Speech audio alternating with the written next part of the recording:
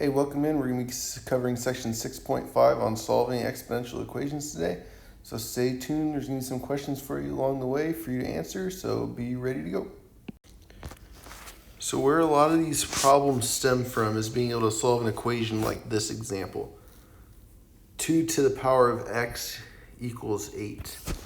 And so we're going to look at some different examples of this, but basically where we want to build you up to is be able to solve a problem just like this one.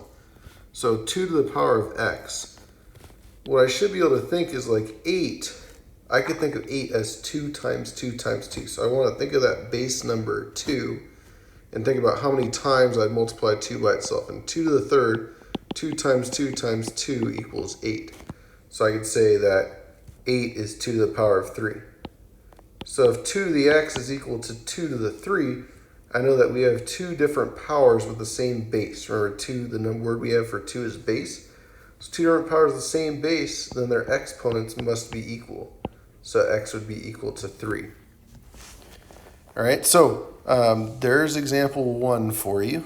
I'm going to call that example 1A.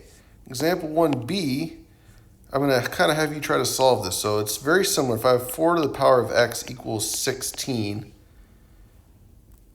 I would be trying to write 16 as 4 to the power of something, right? So 4 to the x equals 4 to that something, and then x will be equal to whatever that number is. So what would that number be for x? Go ahead and enter your answer when you're ready. Yeah, it'd be 2, right? Because 4 to the power of 2 would be 16, so x would be equal to 2.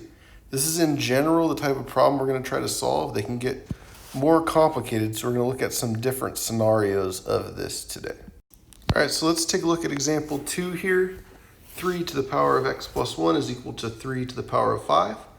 And what we just kind of learned in that last example is if two different powers have the same base, then their exponents must be equal to each other, right? And this is a scenario where I have two different powers with the same base 3. So since I have two different powers with the same base 3, I automatically know their exponents are going to be equal to each other since the powers are equal. So thus I know that x plus 1 is equal to 5. And so what a lot of these problems are going to be is knowing that fact and then solving out the resulting equation. So x plus 1 is equal to 5. I should kind of automatically know x is going to be 4 because 4 plus 1 is equal to 5. But I can solve this equation by undoing my operation. Subtracting 1 undoes adding 1. And I'm left with x equal to 4, because 5 minus 1 is 4. All right, let's try a part B here. We'll call that part A. And part B, we'll say 6 is equal to 6 to the 2x plus 3. And I wanted to bring this one up just because it brings to light another slight nuance here, or a slight difference that you might see in some of the problems. And again, I have the same base. So my base is 6 in both cases, just like my base was 3 in both cases in part A. The difference is when I'm going to go ahead and say the exponents are equal to each other, because I know the two powers are equal to each other. The one on the left doesn't have any sort of exponent there. So I have to remember the fact that 6 is equal to 6 to the 1, right? It's 6 times itself one time. So I'm going to put a 1, kind of that invisible 1 in the exponent there. And then the resulting equation I'm left with is 1 is equal to 2x plus 3. So when I'm left with 1 equals 2x plus 3, I can go ahead and solve that like little mini equation for x there. Again, I'm going to have to move my 3 first and then the 2. So start by moving the 3, then the 2 in order to solve that for x, and enter your answer when you're ready. Yeah, so I'm going to start by subtracting the 3. 1 subtract 3 is going to make a negative 2. So 2x is equal to negative 2. Then I can undo the 2 by dividing. I'm left with negative 1 on the left is equal to my x. So x is going to be equal to negative 1 on this one. Hopefully you picked that. All right, here's one for you to try. 10 to the power of 3 is equal to 10 to the 2x minus 3. Again, we have a similar situation where the bases are equal to each other, so we can set the exponents equal to each other. So go ahead and try that, solve it for x, and enter your answer when you're ready. So setting the two exponents equal to each other, I'm left with the equation 3 equals 2x minus 3. I can go ahead and undo. Again, I'm solving for x, so I got to move that minus 3 and the 2. I'm going to start by moving the subtract 3 by adding 3 to both sides. I'm left with 6 equal to 2x. Then I'm going to undo that multiply 2 by dividing 2. And I get x equal to 3. So hopefully that matches what you got. All right, so where these problems get a little trickier is when they don't have the same base. So example 3 is a problem where they don't have the same base. I'd have 5 to the power of x plus 1, so 5 as my base on the left, and 125 on the right, which is really 125 to the power of 1. So if I have a problem where they don't have the same base, what I'm going to need to do is change the bases so that they're the same. And we should see that we can write 125 as 5 to the power of something. So hopefully you remember that 5 to the third power is 125, and that's because 5 times 5 times 5. 5 times 5 is 25, and 25 times 5 makes 125. So I can rewrite this part on the left-hand side here as 5 to the power of 3. The reason why I want to do that is now, once I've done that, my bases are the same. And I know that when the bases are the same and the powers are equal to each other, then the exponents must be equal to each other as well. So I'm going to set those exponents equal to each other, x plus 1 equal to 3.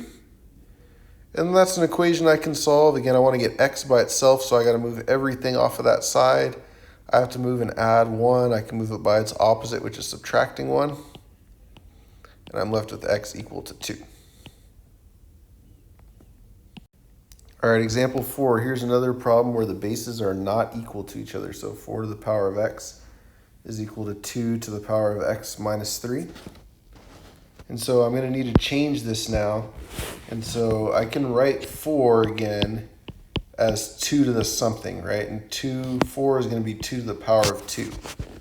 So what I'm going to do is I'm going to replace 4 by writing 2 to the power of 2. And I still have that x there. And what I'm really doing now is I'm raising a power to a power. And if you remember from 6.1, when I raise a power to another exponent like that, I'm going to end up multiplying those exponents. So 2 times x. And that's going to make 2. 2 times x is just 2x. So 2 to the power of 2x is equal to 2 to the power of x minus 3. So it gets a little bit trickier when I have bases that aren't the same, as you can kind of see here. Then I'm left with my exponents must be equal to each other since I have the same base now. Since the bases are 2, which is the same, and the powers are equal, I know those exponents must be equal to each other, which leaves me with the exponent 2x on the left and x minus 3 on the right. So I'm going to go ahead and solve this one. I'm going to move my x onto the left-hand side by subtracting it. I get negative 3 on the right side, and 2x minus 1x makes x on the left. So I get x equal to negative 3. All right, one last one for you to try. 3 to the power of x plus 5 is equal to 9. A hint for you on this one, I can write 9 as 3 squared, right? So 9 is going to be equal to 3 squared. That's the hint you're going to need to know. So use that hint to solve it out and enter your answer when you're ready. It's just like the last 2 examples we did. All right, so taking a look at that one, I can rewrite this left or right hand side. 9 is equal to 3 squared. So then I can set this up. 3 to the x plus 5 is equal to 3 squared. So we have that same base number 3 raised to the power of x plus 5 on the left and raised to the power of 2 on the right. So then I know those exponents x plus 5 is equal to 2. Then I can solve that for x by subtracting 5. And I get x equal to 2 subtract 5 makes a negative 3. Hopefully that's a good rundown for you on section 6.5. I know they started a little easier, got harder as we went. You should now be ready to try the big ideas practice for section 6.5.